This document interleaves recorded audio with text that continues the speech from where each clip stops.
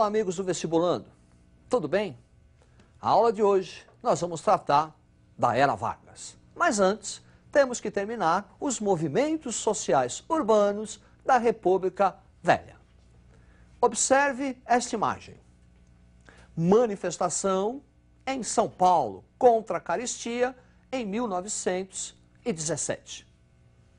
Movimentos sociais urbanos da República Velha. Greves gerais, revolta da vacina e revolta da chibata. Vamos observar a famosa revolta da vacina que ocorreu no Rio de Janeiro. Observe o quadro. Revolta da vacina, resultado de uma política de saneamento do Estado para combater a varíola e a febre amarela. Para o combate da varíola, a vacinação obrigatória. E contra a vacinação obrigatória, uma revolta popular, revolta da vacina. Também no Rio de Janeiro, uma segunda revolta, de caráter militar, a revolta da chibata. Observe o quadro. Revolta da chibata contra os castigos corporais. Na Marinha, começo do século XX, era muito comum, quando o marinheiro não acatasse as ordens, não cumprisse determinadas regras, recebesse castigos corporais. E também uma revolta contra o serviço militar obrigatório. E põe obrigatório nisso. Viaturas passavam pelas ruas do Rio de Janeiro e recolhiam mendigos, pessoas que moravam embaixo de ponte. Contra essa obrigatoriedade, também eclodiu a revolta da chibata. A República Velha também será caracterizada pelo desenvolvimento da atividade industrial. E esse desenvolvimento industrial traz o desenvolvimento de uma nova classe, o proletariado. Observe o quadro. Greves gerais, 1917, 1920, resultado das precárias condições de trabalho. Questão social. O que é a questão social? Envolve a luta do trabalhador com a classe patronal, trabalhador querendo melhores condições de trabalho. Greve, por exemplo, era considerada caso de polícia. Anarco-sindicalismo, o grupo, a ideologia do movimento trabalhador no começo do século XX era o anarco-sindicalismo. E violenta repressão a essas greves de 17 a 1920. Como vimos, a República Oligárquica não foi tão hegemônica assim. Movimentos urbanos. Também vai ocorrer um movimento de caráter militar importantíssimo na República Velha. É o chamado tenentismo. Observe o quadro. Tenentismo caracterizado pela moralização republicana, moralização das instituições republicanas, instituição do voto secreto, defesa da criação da justiça eleitoral, nacionalismo econômico, defesa do ideal de salvação nacional. Crises políticas, econômicas e sociais deveriam ser resolvidas pelo Exército. Identidade com as camadas médias e elitismo. As propostas tenentistas agradavam, interessavam a classe média. Por exemplo, o voto secreto. Isso não significa dizer que os tenentes representam a classe média. Ao contrário, o tenentismo é um movimento elitista. Para conseguir o atendimento de suas reivindicações, os tenentes radicalizaram o movimento, chegando à luta armada. Observe o quadro. Movimentos armados dos tenentes. 1922, a revolta do Forte de Copacabana, o famoso episódio, os 18 do Forte. 1924, revolta tenentista em São Paulo.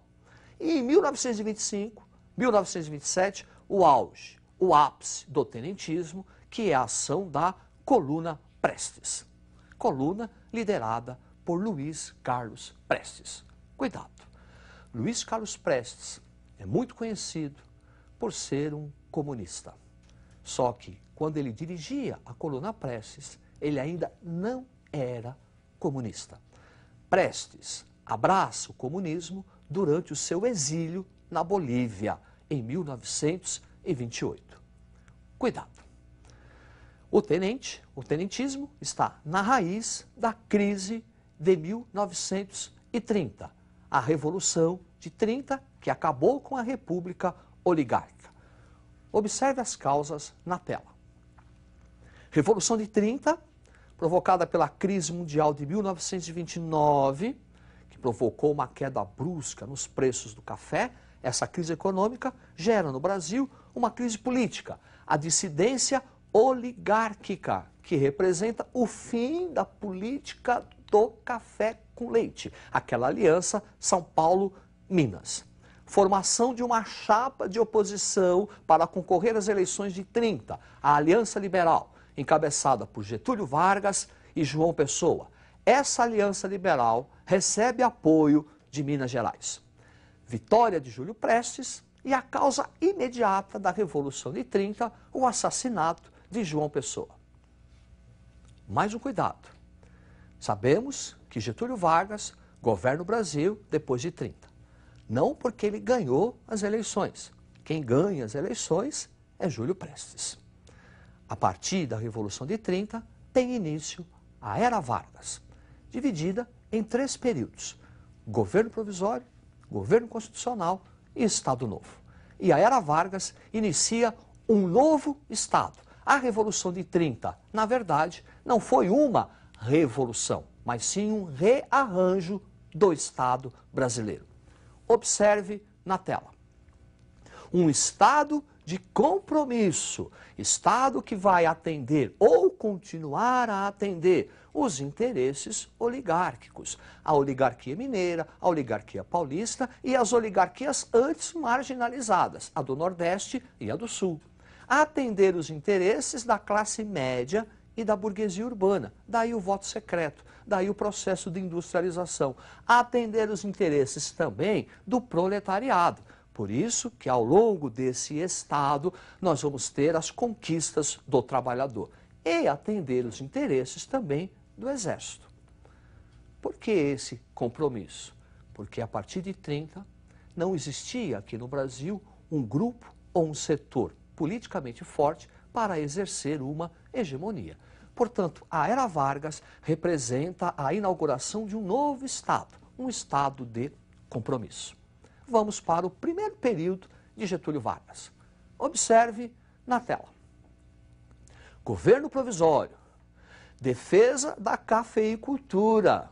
Em virtude da crise de 29, esse governo vai introduzir medidas para a valorização do café. Uma delas, por exemplo, será a queima de grandes quantidades de café. Um estímulo à atividade industrial para atender os interesses da burguesia. E o processo da Revolução de 1932 em São Paulo. Essa revolução foi motivada pela demora de Getúlio Vargas em acelerar os trabalhos para elaborar uma nova Constituição. A Revolução de 30 vai tornar a Constituição de 1891, a primeira Constituição republicana, uma peça de museu. Em virtude da demora, do atraso de Getúlio em convocar uma Assembleia Constituinte, São Paulo vai levantar a bandeira da legalidade. Daí a Revolução Constitucionalista em 32. Após essa revolução, Vargas convoca a Assembleia Constituinte, que vai elaborar a terceira Constituição do Brasil e a segunda da República. Observe o quadro. Constituição de 1934, manutenção do federalismo, manutenção do presidencialismo, novidade, instituição do voto secreto e voto feminino. Adoção de uma legislação trabalhista, como a regulamentação do trabalho, e nacionalismo econômico. O governo provisório é caracterizado pela chamada polarização ideológica. De um lado, integralistas, do outro lado, aliancistas. Observe o quadro. Ação integralista brasileira, o integralismo, liderada por Plínio Salgado, forte apelo nacionalista, de caráter antidemocrático e que vai receber apoio de imigrantes europeus, alemães e italianos. Do outro lado, contra o fascismo, Aliança Nacional Libertadora. Observe seus aspectos na tela. Frente de oposição ao fascismo, também com forte apelo nacionalista, uma defesa da reforma agrária e um movimento político de massas. Em 1935, Getúlio Vargas coloca a Aliança Nacional Libertadora na ilegalidade.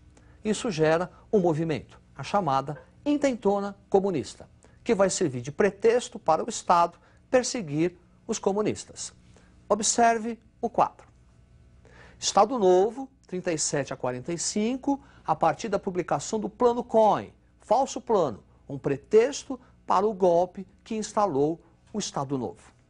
Estado Novo que será legitimado pela publicação de uma Constituição, a polaca, a Constituição de 1937. Observe o quadro. Centralização política, extinção do legislativo, então supremacia do executivo, instituição do cargo dos interventores, no lugar dos governadores, instalação da pena de morte e a manutenção de uma legislação trabalhista.